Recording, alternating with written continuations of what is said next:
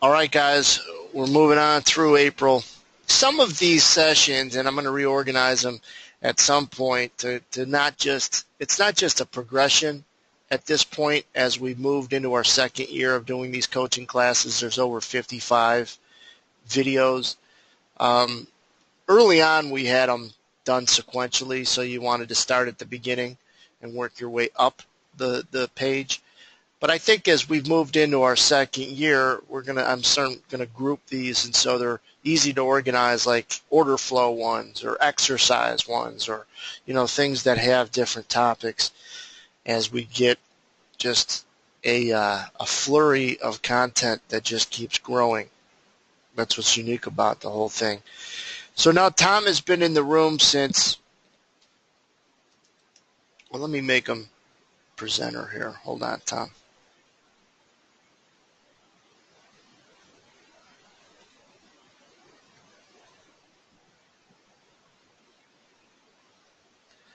Just enable your mic, Tom. Don't show your screen yet. Okay.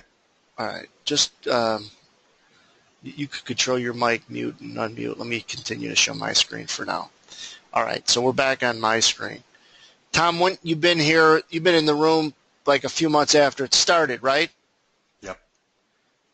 And you always traded the E-minis, the ES? Yes. The E-minis. How long did you trade before you met me? Probably off and on about 3 years.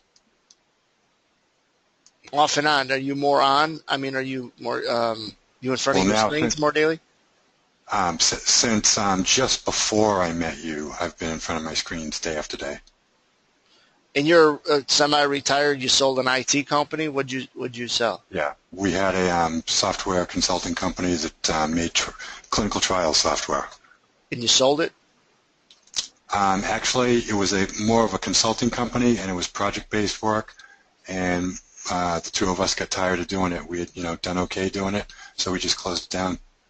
Nice. All right. Yep. And you're outside Boston? Yep. All right. I won't hold that against you. Hey, do you know where Marlborough, Massachusetts is? Sure. Yeah, just down the road. My brother-in-law, I've been there. He grew up there. Cool. Yeah. Half hour away. My sister moved there when they first got married. Cool. So I stayed there for, several years ago. All right. So Tom's outside Boston. Been here a long time. He's going to go over to step one. Tom's one of the few guys that figured out how on Market Delta software where I was getting the alert levels. What made you want to find out how I see them, Tom? Well, when I first got in the room, you had put the gray areas up on your 4PNF, right? And they worked regularly. And I said, "What's this guy looking at?" And so then you said you'd help anybody who wanted to try. So I tried, and as you probably remember, it took me a while. I think it took me like literally a few months of stop, but then finally I got on the tail of it every single day and started bothering you every day with emails, and finally got it. And when I finally saw what you were looking at, I said, holy cow. I stopped putting the gray areas on. I still use them. I stopped for a reason. I wanted to see if anybody noticed. And you know what? Nobody's noticed because nobody's using them. And that's frustrating because they're going to help. Have they helped you? Oh, yeah. Oh, God, yeah. So I know they would help you. It ain't going to hurt you. It's like George's, the line, the station-to-station stuff, these alert levels. And so I felt like, let me just, through Tom's screen, I'll show mine. This is just an edge-only release. If you create the chart definition, don't share it with anybody. Just be respectful to it's. I mean, anytime it's not something that you like I designed or had to hire a programmer to create. But anytime you use something, it's not just the fact that they're there; it's how you use them. That's where the intellectual property is. So just be respectful, not to just share out chart definitions. I know you guys won't. There are guys in the future that are going to be watching this as a recording, and I think that it's Tom just kind of came to me when I said, because he volunteered to do one of these step ones, and I asked him, you want to do this Tuesdays, today's? And he says, yeah, but I use the alert levels, and that's what's on my screen. It's up to you how you want me to. And I said, let's just do it. Let's just show them. And it's a simple feature in Market Delta. It's not an indicator or anything else. So let's go and first let me show my screen. Let me do that, and then I'll just highlight them real quick, and then we'll go to Tom's screen and go from there. So I'll pull up my charts, as you guys now see overlapped. These are the ones you guys see in the room, right? These are the same ones, same screen. The screen I have over on the left, and really on every other chart, on all the whole setup.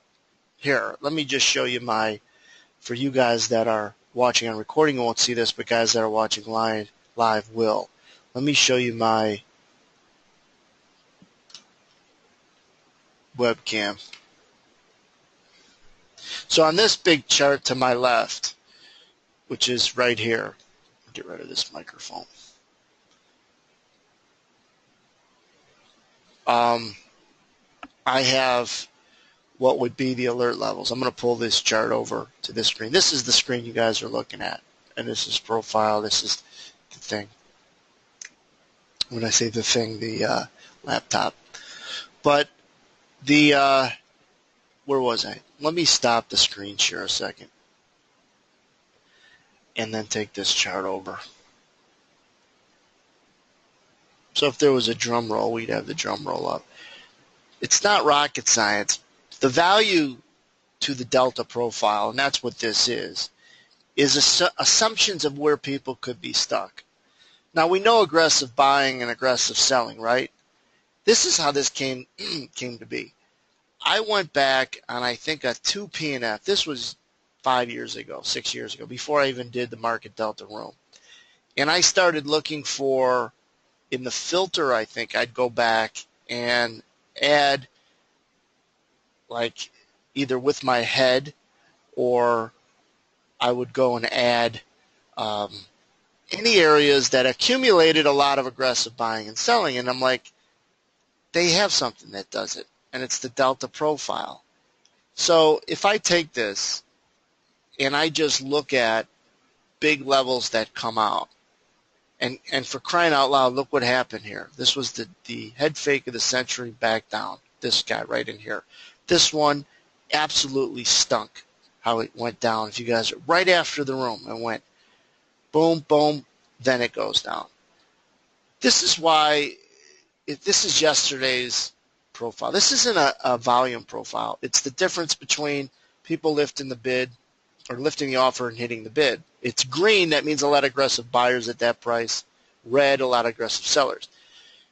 That's why we came down as a magnet to that area, and I said there's a lot of longs from yesterday there. That's why we used it as the bottom of consolidation. Watch it stop here, right here, and use this as support as we're doing this session. Well, it did. It's starting to rotate. Now to use this thin spot.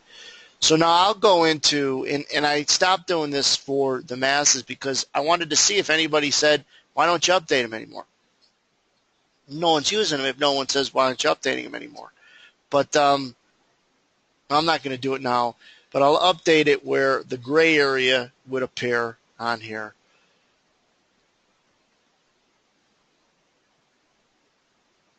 Let me see.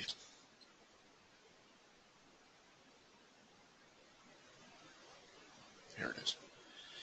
Sometimes it asks me for my passcode 400 times. Let's see if this works.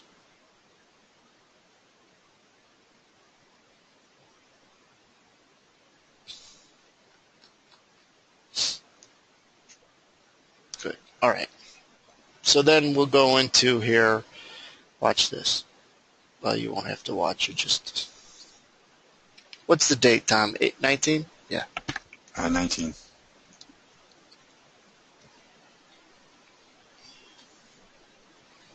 What is that level? 85, 86, roughly, yeah? Yeah. Yeah. All right.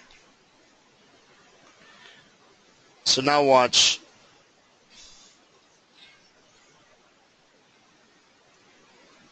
There. That's a gray 4-tick area because of stuck shorts there. It's the whole baby bird type of concept. Stuck shorts from yesterday. Of course they're going to try to buy it if it gets back down there. Could you get long from here and life is good? Of course not. You could.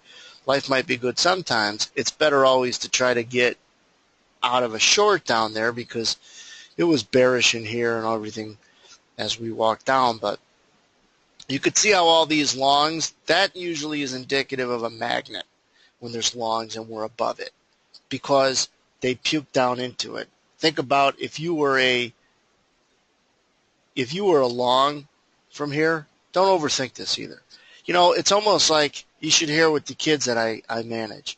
I yell out at them, hey, are we thinking? And they all yell, no. And the parents laugh. At first, they weren't sure. They were like, yeah, no. Yeah. Now they don't think. These kids don't think. I don't have them thinking. And it's easier for them not to think. They're never thinking anyways. When they think they end up, I said, this ain't school. It's a baseball field. No thinking. If there's longs in here and you've seen the market overnight go up, right, and you had a lot of money into it, well, guess what? If you didn't cover it and it's getting closer to where you got long right there, you're a seller and you're like, I better sell it, better take a profit. And it creates a lot of times a magnet because people are selling down into it. It's just the magnet today took so long that, it was going there. It was just a matter of the when moment was kind of tough in today's session. And then why is it support when it's sellers below? So this is buyers below because we were up there. Shorts are stuck from yesterday there. Why has it worked as support not once but twice? Well, the whole baby bird story. I did a short video on the baby bird story, so I don't have to tell it all the time. That's why this gray area works. And now you guys, if you got market delta and you don't use this profile, you're crazy. We'll get into how Tom uses it, and it's step one. All this is, if I were to go in and add it, I don't want to get into a chart session, but you go into, I think it's add technical indicators, and then you, it's called the footprint price statistics. And from this list, you would get rid of volume profile and delta, boom, boom. You'd go down to delta profile, you throw it over, and then you create your settings from what you want it. Well, I already have them in here. This is today, this is yesterday, and this is accumulation. So remember when I said that the NASDAQ, I had to create a new chart for the room today because I didn't want guys in the room to see this. This is the room chart I showed of the NASDAQ. But you remember I said 47, 48's upside resistance? Well, here's the NASDAQ chart I'm looking at. It had this, well, you don't see it now because it kind of got worn out, but it was pretty predominant. And I just want ones that stick out. So before any of this happened, it was like right there. It was right there. There was a big green line, not just from yesterday, but from today. It doesn't stick out much because it's been played out, right? It goes back and forth. So that was like 47, 48. And I said that's a target, and that's some upside resistance. And look where it went to and stopped a bunch of times before it finally went through it. All in here it stopped and rotated down. So you play with these and you'll see how accurate they are. You see it fall off the side of a building and go down to, what do you think it's going to go down? You see this big red down here? You think it's coincidental that it's chopped right around it and it's holding it as a decent target? That's from here. Again, this is a different market, but same kind of concepts. Yeah, there were shorts from 14 even. So we go down, we hold 14 even, and rally all the way to 20. It's a nice pop. initial, and then it held as bottom consolidation. This is 6P or an 8 PNF. This is from yesterday's Delta profile. Then I got long-term ones over here. So, I mean, if you've got market Delta charts, I think it's crazy not to use it. As I said, we were going to stop in here. We have. It's not a surprise now because you know you got stuck shorts. So this should be exciting for people to see and understand. So when I talk about alert levels, you now know what they look like if you don't use market Delta charts. Look at this big one down in here. This is from a few days ago. I don't want to get into each of them. I want to get back to Tom. You won't see me show this chart in the room. Keep it to yourself. Other people don't deserve to know it. You guys do. So let me get back to Tom and where are you at, Tom? Let me give you the screen. I'm going to change presenter, and then it's going to ask you which screen you want to show, and then it'll flash on the screen that it will show. And do a clean version. It won't show your toolbar. So it says show my screen. Yeah. Then you drop down, it'll flash on this if you have multiple screens. Got it, I see it. Is it clean? Yeah. You use the clean version? Looks like it. It has the profile on it. I see it. Your cursor's Okay. on it, right? Yep. All right, so like the other guys, Tom, what's your in I don't want to rush the but in 30 seconds, say I'm a dummy, I'm a novice. You trade commodities and a little bit about price action. What are you looking for? Sure. I come in and I look at the 4 PNF chart with the current day's profile, Delta profile up, and I look to see if there are any stuck longs, stuck shorts, and where they are relative to the market. And then I look to either use that as a target or a place to enter a position. Target. Okay, and so from the previous session or from overnight? So I start in the morning from overnight and fire up my workstation and look to see what's happened overnight, as well as what the previous sessions possible alert levels were. What? The biggest advantage, I think, is when they happen overnight. Most people don't know they're there, to be honest, and particularly the ones that I've used that work the best are when shorts are stuck. I think that stuck shorts are, smarter.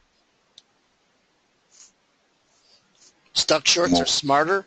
Yeah, they're more willing to admit they're wrong, and so the first time the market comes down to them, they actually, try to buy to get out, and if you're buying with them, sometimes it's a real nice pop. So you find stuck shorts better support than stuck longs resistance? Yes. Nice. Yeah. I like that. And I agree with you because the whole concept is shorts are more professional, whereas longs, it's that buy-hold mentality that most people only know when you invest or get into this business. They don't realize they could sell and get short. A lot of people.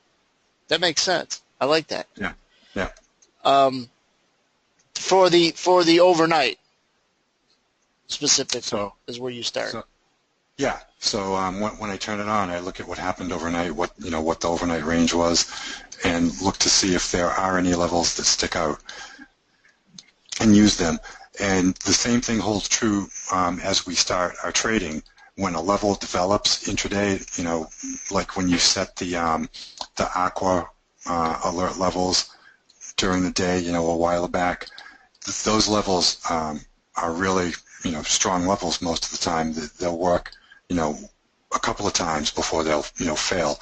And even today, we were all waiting for the open to get blasted through, and those shorts were there at 92 3/4, 92 half. Yes. They didn't want to get, abused, so they... Could you show that on yours? I can scroll back, yeah. Yeah, hold on. I lost your screen. It's me. Okay, I got it. Yeah, because I don't want to show.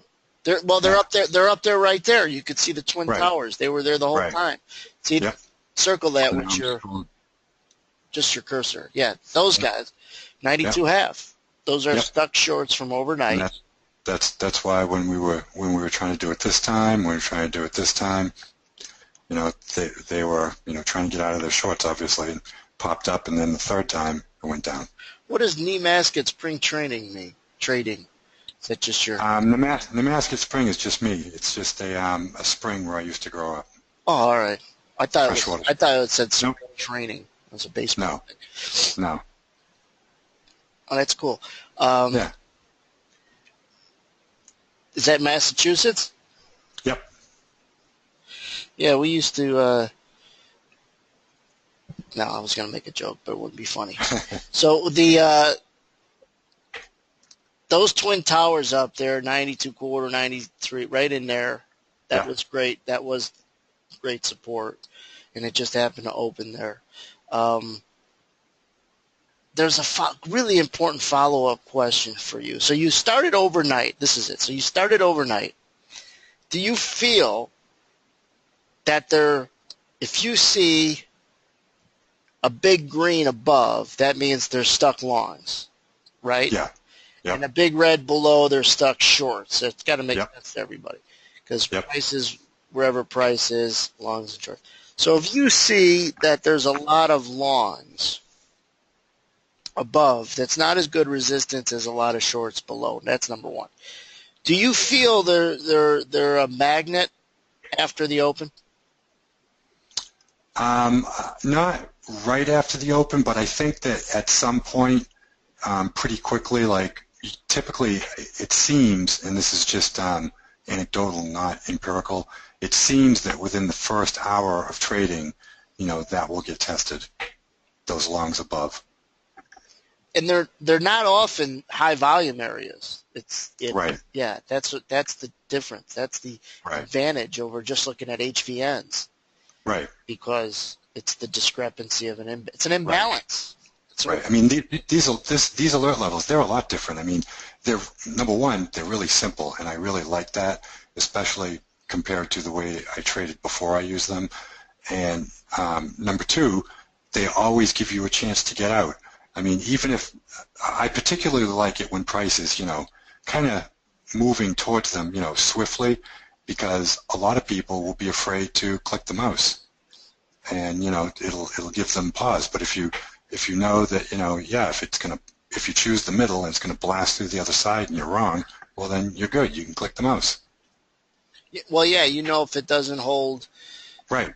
it's then you're really Yeah. you're like, now you're really bearish in a sense, because Yeah. when they don't work, they help you as much as when they do work.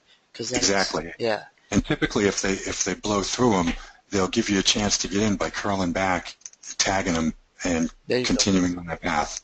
Yeah, I like that too. It's great old support, new resistance concept. Yep.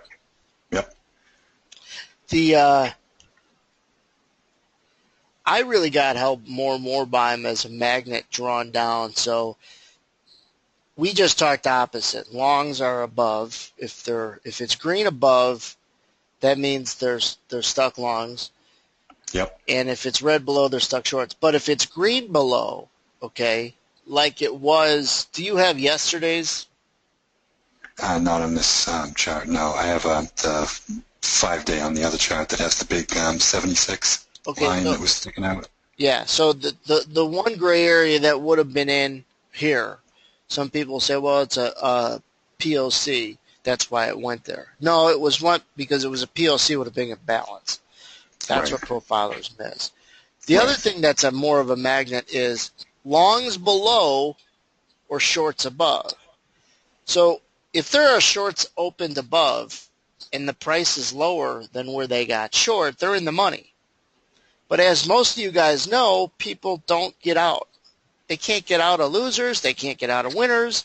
Just can't get out a lot of times. So they're a magnet and draws it back up to where you created a lot of positions open to the short side. So a similar big to that green big below or a offer. big red above. Sorry, Tom, go ahead. Sorry, just similar to a big offer in the book above. Same concept, right?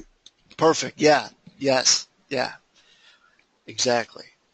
Now, that red above right now on Tom's chart where his cursor is, they were short from overnight. So that acted as good support. That's not necessarily a magnet, and they got short on this move lower. They've been short. That's been there for a while.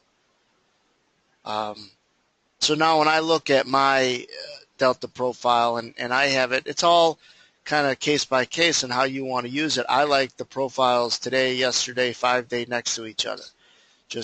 And so it's easier for my eyes to look. I don't see anything great in there until maybe 78. I mean, I just don't. I see it's kind of choppy yesterday because it didn't spend a lot of time during those. Well, it did. It was just sloppy. I don't see nothing great until a lot of stuck shorts at 64 quarter.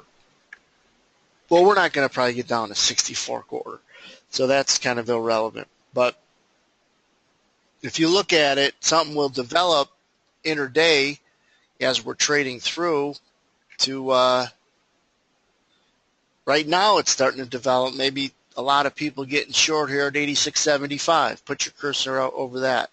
That seems to be a nice imbalance. Getting red, you know. You guys are going to like these. So Tom, how has they, you know, when you found out, used them, got them, it was a big help, little help? It was a big help. It was definitely a big help.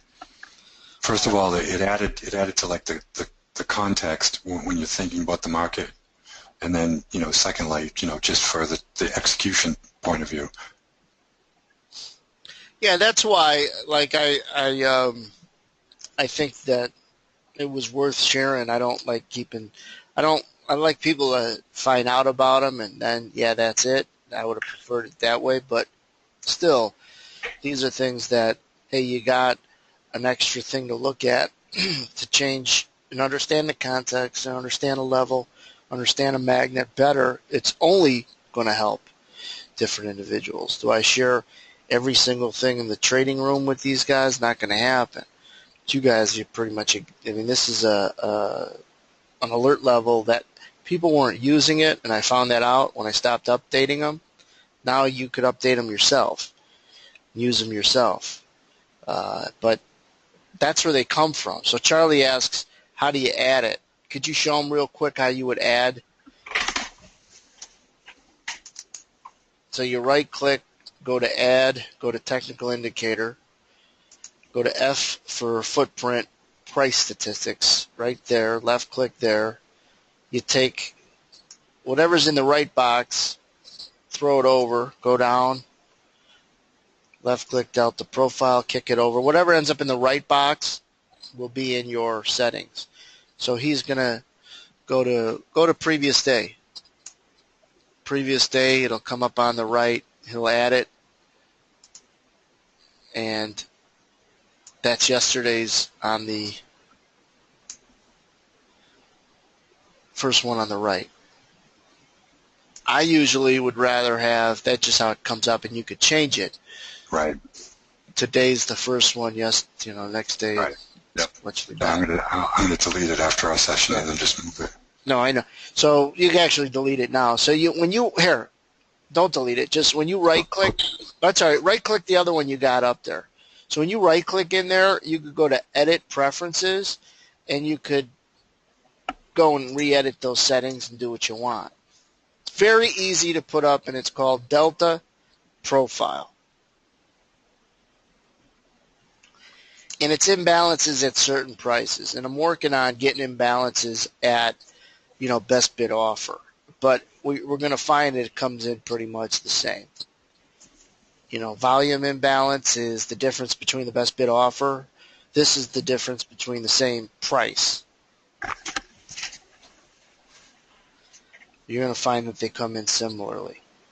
I think this will help you. So your step one is looking to play these at support resistance. Yeah. Look to see if there's anything that comes up from either from yesterday's trading on my other charts or, from the overnight market. And then, just like you said in the room, using some other qualifier, the vast majority of the time, occasionally, simply using the alert level itself, knowing that if it's wrong, I'm going to have to get out right away. What's your best qualifier in the zone? Usually another market. Usually it's, the bonds or oil right now. Oh, good. So it's an ancillary. Yeah, an ancillary market, yeah. Or the NASDAQ. I mean, What could you? So this chart, is it up this big, or is it shrunk down with other charts behind it? Do you mind showing other charts, or this screen, but what's behind it? Yeah, no. There's some other charts. I have George's day-night profile with the pink lines are the singles. I really like that chart that I got from him a while ago now. On another screen, I have both his 1500 delta and his 2500 delta charts. I actually just put up that's an hourly. I put up one for the bonds. It's behind here, and I can't get No, it. it's all right. Yeah. It's flashes too, so there's something. Right. Sorry. That's all right. It's not on your end. But actually, qualification-wise, I should have added that George's 1500 delta helps qualify the alert levels too, because a lot of times there's either in the same area or sometimes at the exact same price, there'll be a naked POC on one of his charts. No, I like that. And I'm liking the lines in the sand also with with an alert level in it. Yeah. I don't want people to look at too much. It's never too much as long as you know what it is and it's in sequence and it becomes like 1, 2, 3. That's what's important about pick up your gun. You know when to pick it up. It might be a little confusing for someone else to go through your progression, but it better not be confusing for you to go through your progression. That's the whole point of these step 1 ready, aim, fire sessions. Whatever you use is right as long as it's not so damn confusing where you can't explain it. And all these guys have been really good at explaining what they're looking for. He's looking for, support resistance to hold because they're very accurate. How accurate are they? What would you say? Very. I would say that the stuck shorts work extremely close to 100% of the time the first time, and then of course, like anything, it weakens subsequently. You can set your cursor, you can hover over your dome, and you can look at what the price itself is, and you can be, within 2 ticks, on the sides the market action is coming towards you from.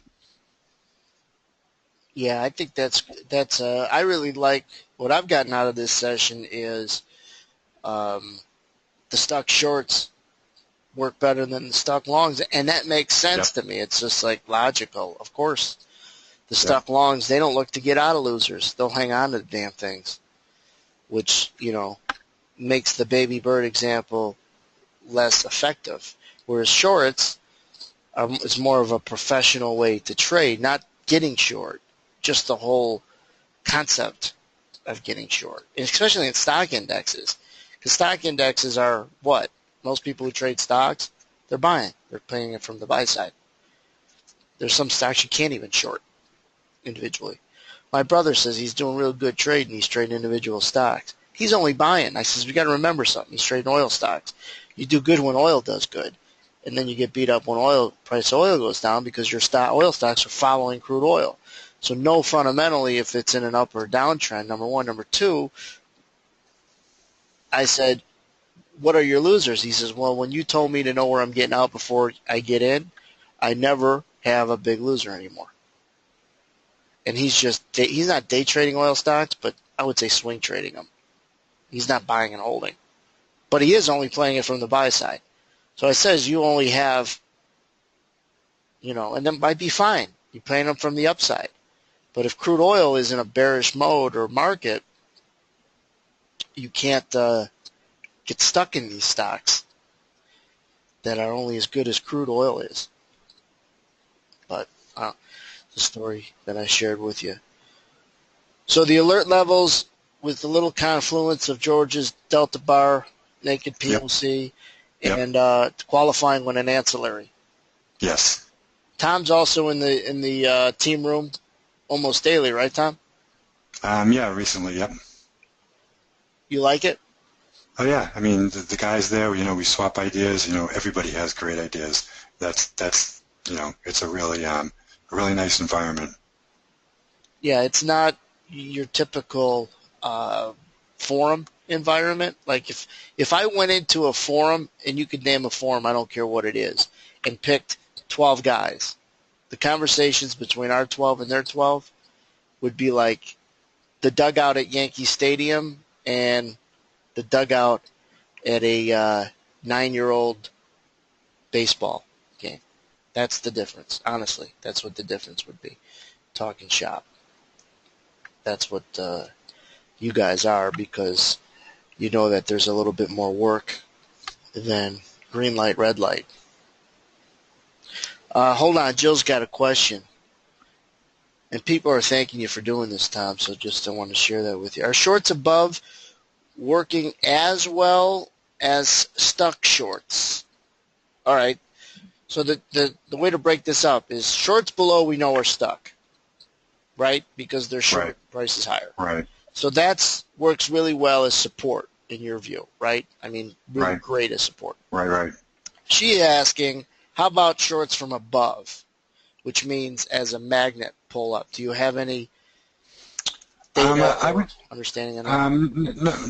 No actual counting, but I would say that the shorts from above, if the stuck ones work, close to 95%, I would say that, off the top of my head, that the shorts that are actually in the money that we're going up to, probably 75%.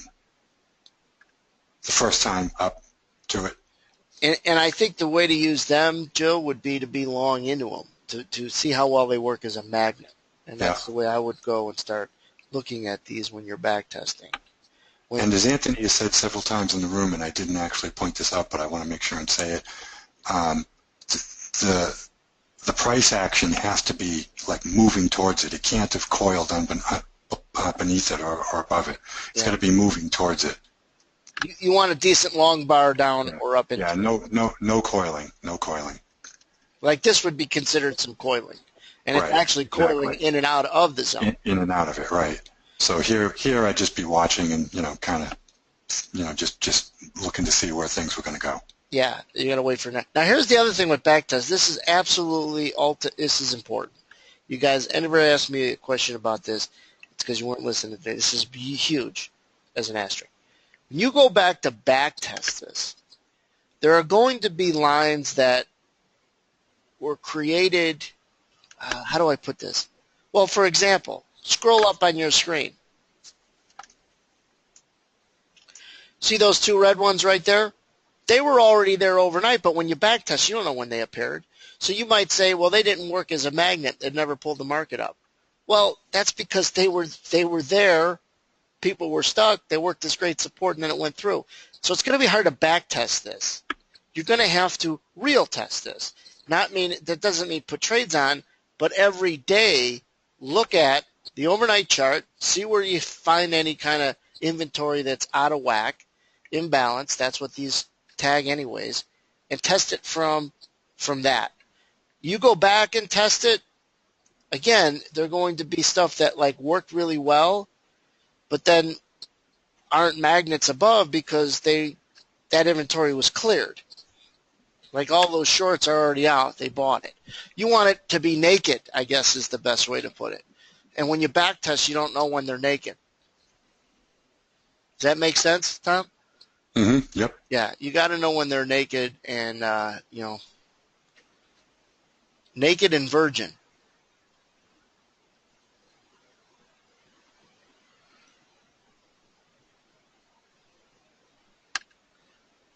You notice I stopped after you say naked and virgin because I could get myself in trouble. You know, Family show. I've matured quite a bit. And when, there's a naked POC and it sees Carl, it gets dressed. So did that answer your question, Joe? I think it did. So I think when you go and you don't back test too much, just real time test it. Hey, now, this is a good question from Ernesto. Mm-hmm. Do you use multiple markets like the NASDAQ and its alert levels in confluence with the E-minis? I actually do not. Well, I just started putting them up on the bonds, but I use my domes for the ancillaries, so I can only look at so much, so I chose to look at my domes. But this is such a great question because this is what I want people to work on when you're not trading. And I put them up on the bonds recently, and to see if I could see when the bonds were stopping, because in the room, George H. and I think Peter were trading a lot, and maybe Ted too were trading a lot of the bonds and calling things out. And I'm thinking, maybe I should take a profile up, a delta profile up, and see what potentially could slow them down or stop them, and if that would help a little bit. But I just started doing that, so it's only been a couple days. Yeah, so I'll use the NASDAQ as a reference, but I think guys that are more, you take all the indexes you got data for, and this is how you spend your time and work hard efficiently, by the confluence of ancillary markets when they have a lot of stuck shorts in several markets. Now, let me show you this one. If we end up getting back to the 92 halves, 3/4, and it goes smoothly up, and this bar happens to continue up, I'd give it a shot, short. What's your risk? What's your average risk? Are you looking at? Well, if I get perfect or near perfect trade location, then I only have to risk 2 ticks. But if I have a lousy trade location, then I have to risk 4. So I try to always try to improve, and of course it's hard because you can't get perfect trade location. So I try really hard to get perfect trade location is you take very little heat, so it's going your way. Right.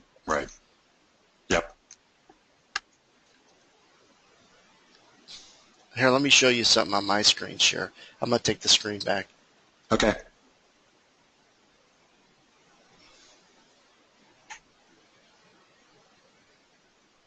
You're looking at a chart of Apple, okay? I put the delta profile. Well, I have one with the delta profile, but this is just today's. Look at this.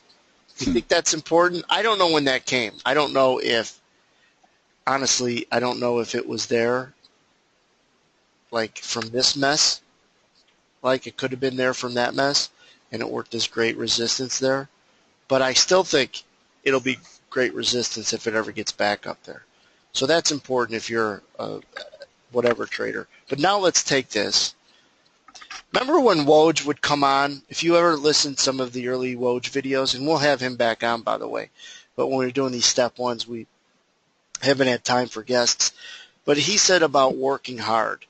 And I would always add working efficient, too. I mean, you staring at the screen and the things that guys and people did in the past, and they thought they were working hard, I think people realize they hours spent doesn't mean hard work in front of the screens and trading. But yet you thought it did, and it was ineffective. But when you spend the time looking at correlations and confluence, even if you can't make it, you didn't waste time working hard. Trust me. This is the exciting stuff to research and look at. Ancillary markets coming together as multiple resistance, multiple supports for the right reasons. So that's why it was a great question by Ernesto, because I wanted to bring that up and would have forgot. So now let's go into here and let's edit the preferences and make it yesterday.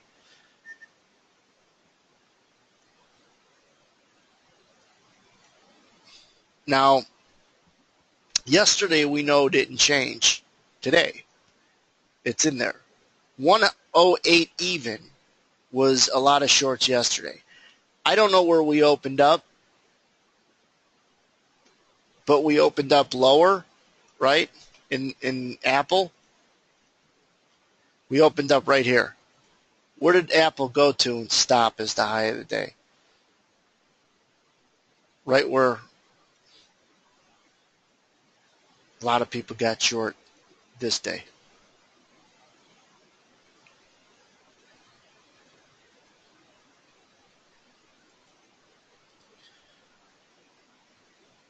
Coincidence? 107. This is 108 even right there. You know what the high today was in Apple? 107.96. So we didn't trade down this low yesterday. So now we go in here and let's look at the last 5 days. And we change that here. Last how many days? 5. And we'll hit OK. Man, we haven't been down here in a while. Look at this guy, 108.90. I don't know when that happened, so I don't want to say that that's the reason why we stopped there and there.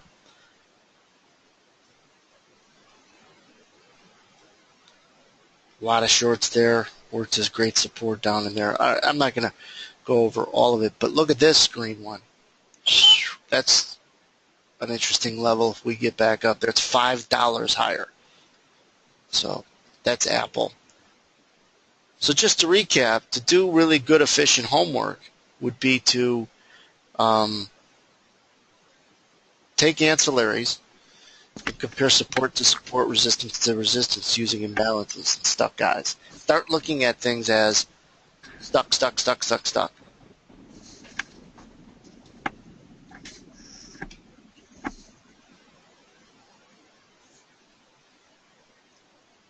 I didn't record this video because I didn't want anybody seeing it. I'm just joking. It's recorded. It'll post within the next few hours. But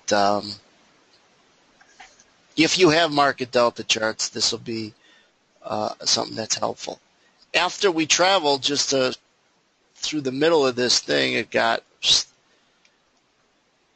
if you were short, you're way out right in here, not still short, because as soon as it moved through the middle of this rectangle, it got bullish pretty quickly.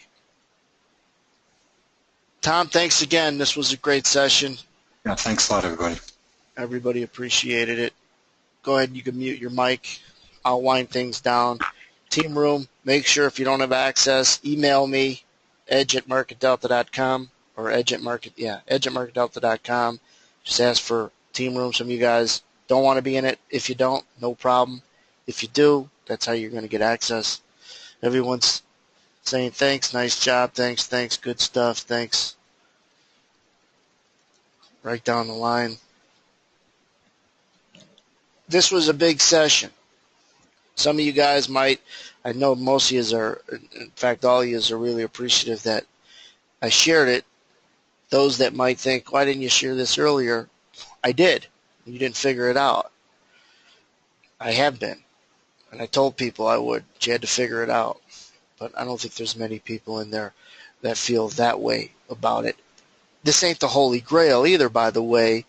It's just a probability stack that you try to get into.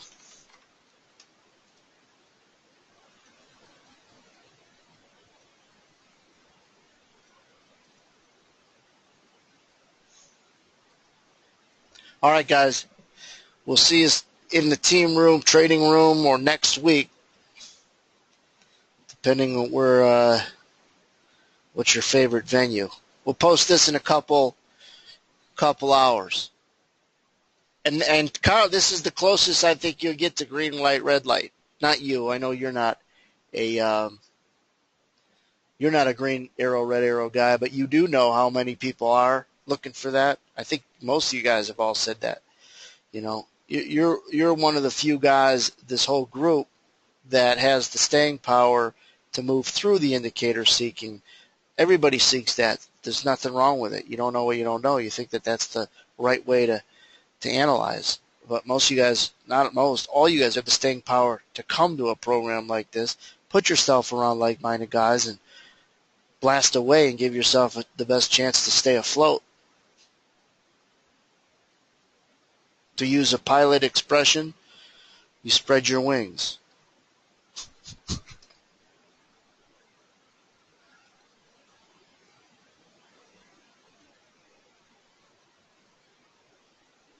All right, Tom, thanks again. We'll see you guys. Thanks, everybody. All right. We'll see you guys in one of our venues.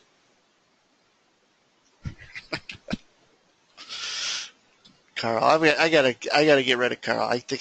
Honestly, Carl, I think I'm gonna ban you from all Edge everything, or just charge you something.